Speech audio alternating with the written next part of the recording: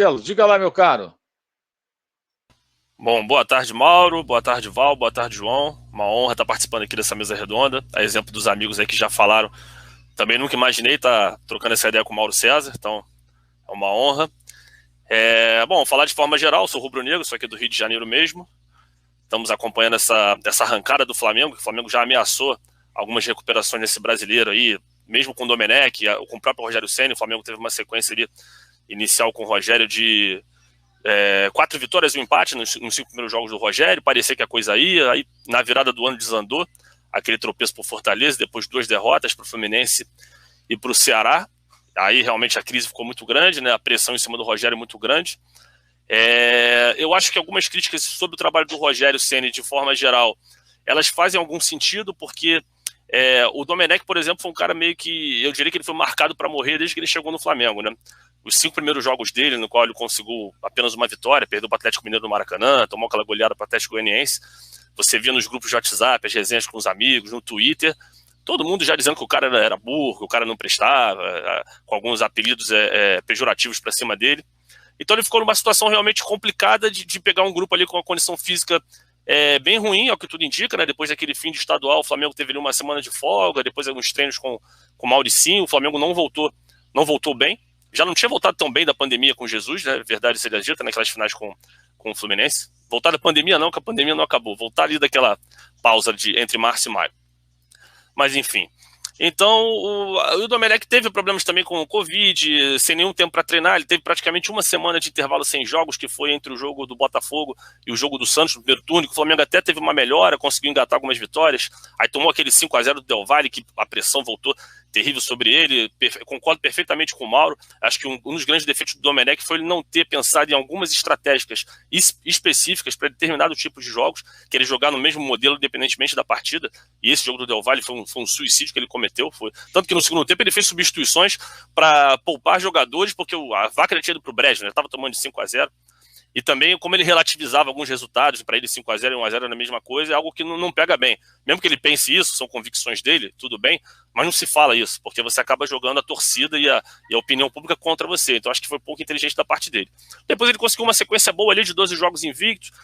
O setor defensivo do Flamengo até levou poucos gols, eu não tenho os números aqui, mas nesses 12 jogos invictos, o Flamengo teve uma média ali bem inferior a um gol, até que teve aquela sequência danosa ali, que foi aquele 4-1 para o São Paulo no Maracanã, que o Flamengo cometeu muitos erros defensivos individuais também, mas também coletivos, né? Eu lembro que o primeiro gol do São Paulo, o Flamengo estava ganhando de 1-0 e tomou um gol de contra-ataque, o São Paulo chegando com mais gente no campo de ataque. Então o Domenech acabou não conseguindo detectar essas falhas, essa questão defensiva, e ele foi muito ingênuo contra o Atlético do São Paulo, que eu lembro bem, o Atlético do São Paulo vinha numa queda também, o Atlético estava até atrás do Flamengo naquele momento no campeonato, tinha um jogo a menos, é verdade, mas estava atrás do Flamengo, e a pressão sobre o São Paulo ela não era 20% da pressão que o Domenech enfrentava. Ninguém falava em São Paulo demitido, São Paulo não entrega, né?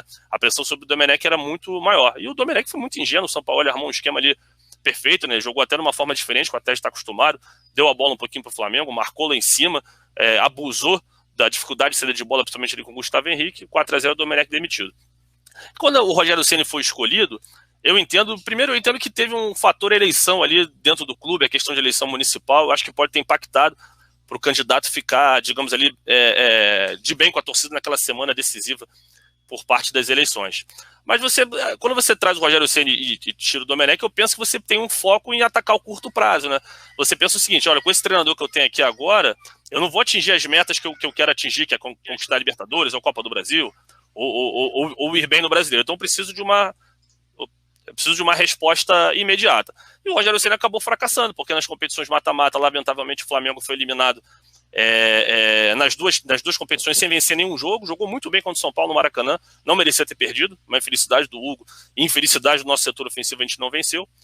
E na Libertadores também confrontos equilibrados com o Racing. Obviamente a gente esperava que o Flamengo, por ter um elenco mais qualificado, se sobrepusesse ao Racing, mas dá para dizer também que o Flamengo teve uma certa dose de azar. O Rodrigo Caio tolamente é expulso, logo depois o Flamengo leva um gol de bola parada, enfim. E no Brasileiro, o Rogério passou a ter semanas que o Domenech não teve. Ele teve intervalos de jogos entre Botafogo e Santos, foram 8 dias, entre Santos e Bahia, 7 dias, entre Bahia e Fortaleza, 6 dias, entre Fortaleza e Fluminense, 10 dias. Teve algumas semanas e assim, eu senti que o Flamengo teve até algumas regressões do ponto de vista ofensivo, uma imaginação um pouco menor para invadir as defesas adversárias, né? Tem essa dificuldade ainda um pouco latente. Mas eu dou um mérito a ele que nessa reta final ele apostou, ele bancou a questão do Arão como zagueiro, 99% da torcida torceu o nariz. Eu costumo dizer que se treinar, ele pode botar até o Gabigol de goleiro, claro que é um exemplo extremo, mas se o cara treina, ele vê potencial, né? Quando o Jesus colocou o Arão de primeiro volante, a torcida do Flamengo também torceu o nariz, porque o Cuellar era o queridinho da torcida, um jogador de raça, né? Um autêntico camisa 5, digamos assim, e o Arão foi muito bem como volante, né? Então, se você enxergar potencial e treinar bem, eu acho que é válido. Não gostava quando ele fazia isso durante o jogo, desestruturando a equipe, como ele fez contra o Fluminense contra o Ceará. Acho que foi um erro, essas mexidas meio intempestivas, né? Colocar o Arão ali na zaga e depois botou o Vitinho no lugar do Isla naquele jogo contra o Ceará, acabou tomando gol com a equipe taticamente totalmente perdida. Acho que ali é um erro, mas quando você treina e começa um jogo com uma ideia, né, os jogadores estão bem imbuídos ali naquele esquema tático, eu acho que pode funcionar. E acho que o Flamengo tem uma melhora assim significativa. O Rogério Ceni contra o Palmeiras especificamente traçou uma estratégia muito específica para aquele jogo. Teve uma comoção também pelo fato do Palmeiras estar em finais de 2 Copas, então foi muito feliz a estratégia dele. O Flamengo conseguiu amarrar bem o Palmeiras, não foi tão efetivo assim ofensivamente, mas quando teve a chance aproveitou, conseguiu vencer o jogo. Acho que o jogo especial da era Rogério é o segundo tempo contra o Grêmio, uma atuação realmente para mim 4 gols no segundo tempo na casa do Grêmio, não requer mais comentários, uma atuação sensacional, e a equipe começa a ter uma robustez e uma segurança. E a melhor notícia é que só depende dele para ser campeão. Né? A gente, graças ao empate do Inter, o Flamengo só depende dele. É difícil vencer os 4 jogos que restam, né? Então a gente já vem de 3 vitórias consecutivas, seria terminar o campeonato com 7 vitórias seguidas, né? Se a gente lembrar dos 2 jogos anteriores à derrota do Atlético Paranaense, né, que a gente venceu o Goiás e o Palmeiras, significa dizer que nos últimos 10 jogos a gente vai ter vencido 9, mas é possível, e é o que resta. Vamos seguir na luta.